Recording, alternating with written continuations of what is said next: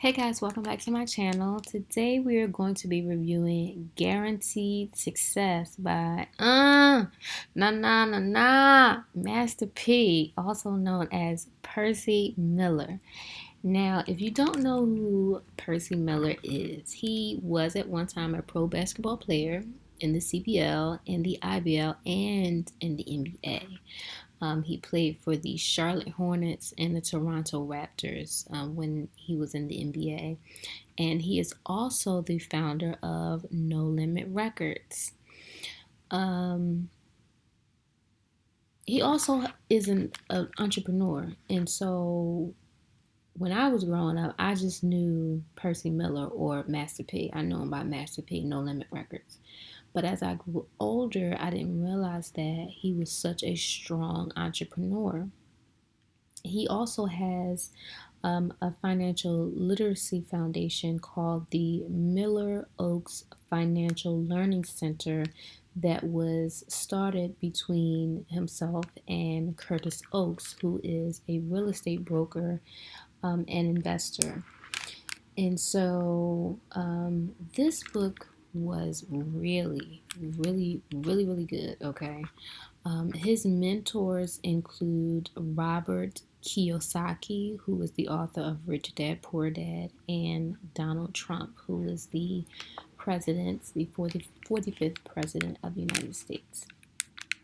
And so I just want to read some of the things that were in his book. This is the 7 factors that influence self-worth. Number 1, self-assessment. Number 2, self-image. Number 3, self-concept. Number 4, self-respect. Number 5, self-esteem. Number 6, self-actualization. Number 7, self-empowerment. And I want to say this book is very good. It is very short, it is right to the point, and it is interactive. So it takes you through a series of 7 chapters, and within a majority of the chapters, it asks you to be interactive. So it asks you to actually physically write down and physically ask yourself some questions. So, for example, chapter 5, what is hindering your success? So in this chapter, he goes into some of the hindrances that can stymie your success as an entrepreneur. Chapter 6, what is the blueprint for your success? The 7 influential factors to self-worth. And I like this chapter. This is one of my favorite chapters because we all know the blueprint. Jay-Z, I grew up on that. But really, your blueprint is determined by you. You can't follow somebody else's blueprint. Yes, you can take their advice on how to avoid certain mistakes if you're in the same line of business, or even if you're not in the same line of business. Sometimes general knowledge can transfer between professions, no matter what field it is. But you have to define success for yourself. And there's an exercise in this book that helps you do that. What does your success look like? What do you define as success? And that will help you determine, and that will help you to create your own blueprint for success. Let's see, what are some of the other chapters here? We have, what is your motive for success? That was another good chapter to determine, what is your driving factor for success? How do you use your motive to inspire your passion for success?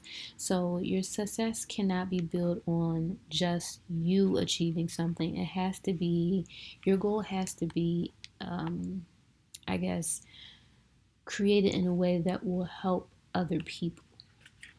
And so I think that's important for, entrepreneurs to realize that sometimes, well, all the time, it's not just about you. Yes, you have goals that you want to achieve, but how is it helping someone else? Another really good chapter was chapter 5, what is hindering your success. So here are the 7 elements of lack. Number 1, lack of self-confidence. Number 2, lack of self-discipline. Number 3, lack of knowledge. Number 4, lack of education. Number 5, lack of self-motivation. Number 6, lack of direction. And number 7, lack of guidance. And he also talked about, which is very important, is dream killers. And how they can, a dream killer can be anybody. It could be someone in your family, it could be a close family member, it could be somebody at your job, it could be a neighbor, it could be anybody who is negative, who may even smile on your face, but behind closed doors they're plotting against you, or um, they're speaking negatively about you, or they're doing things that will prohibit your growth, or that is counterproductive essentially. And so you definitely want to be aware of those people. You want to be cautious around those people, um, because if they have some sort of power or authority, they can prohibit you, but greater is he that is in you than he that is in the world. And so you want to be cautious around those type of people. He does talk about that, and I appreciate that because people have to be realistic. No matter how positive you are, no matter if your goals are to help the world overcome world hunger, or no matter how noble your goal is or how noble your intent is, there are always demonic negative forces that are counterproductive, that are working against us. So you really do have to be realistic. No matter how enthusiastic you are, no matter how positive you are, you do have to be realistic. Again, the book is called, I'm not going to give away all the secrets or all the things that are in this book, but I would say this book is definitely a keeper. It's called Guaranteed Success by Percy Miller, aka Master P, the Wealthy Son. And if you're on social media, you would know that Master P is still popular. He is still making moves. He is still putting out movies. He's still putting out art. He's still putting out, different projects. He has never stopped. I remember when he was on Dancing with the Stars, his son Romeo, who I'm also a fan of, his son Romeo is an artist. He is an actor. He couldn't make it. So Master P filled in for him. And so, he lasted on the show for about 4 weeks. And, that just goes to show that he took that opportunity and used it to promote his businesses. And that's how you have to look at things. Something may come to you, on the fly or at the last minute or unexpected.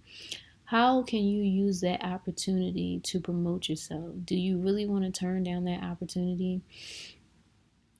As long as it's not going to compromise yourself, as long as it's not going to put you in a bad position, as long as you can negotiate. That's a big thing. If you're not negotiating, then you're just working out the terms of your enslavement.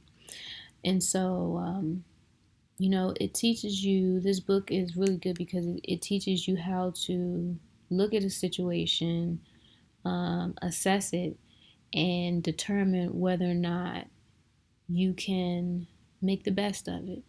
And if you can't, then sometimes you just got to move on. Like, I've read a lot of entrepreneurial books, and sometimes they say, if you try to cater to a customer and or even you're working with a record label and they're not willing to negotiate, then you don't have to take on that client. You don't have to take on that customer. You don't have to sign that record deal because, one, you're not going to be able to do the best work that you can do because it's going to stifle your creativity. And two,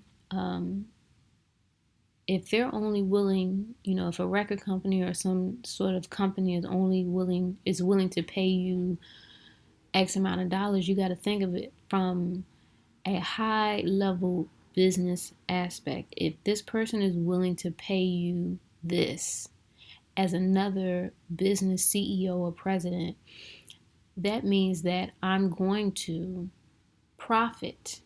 If I were to pay somebody that much, that means that I'm going to make much more profit on the back end. So you can't look at it as, some type of deal or contract as an employee. You have to look at it at a high level. If I'm willing to give an employee this or an artist this, that means I'm going to make way more money on the back end. So you definitely want to be able to look at things from a high level because it will help you to understand from a business aspect why CEOs and presidents of companies do the things that they do. So, one last time, it is called Guaranteed Success, and I will leave a link below to where you can purchase this book.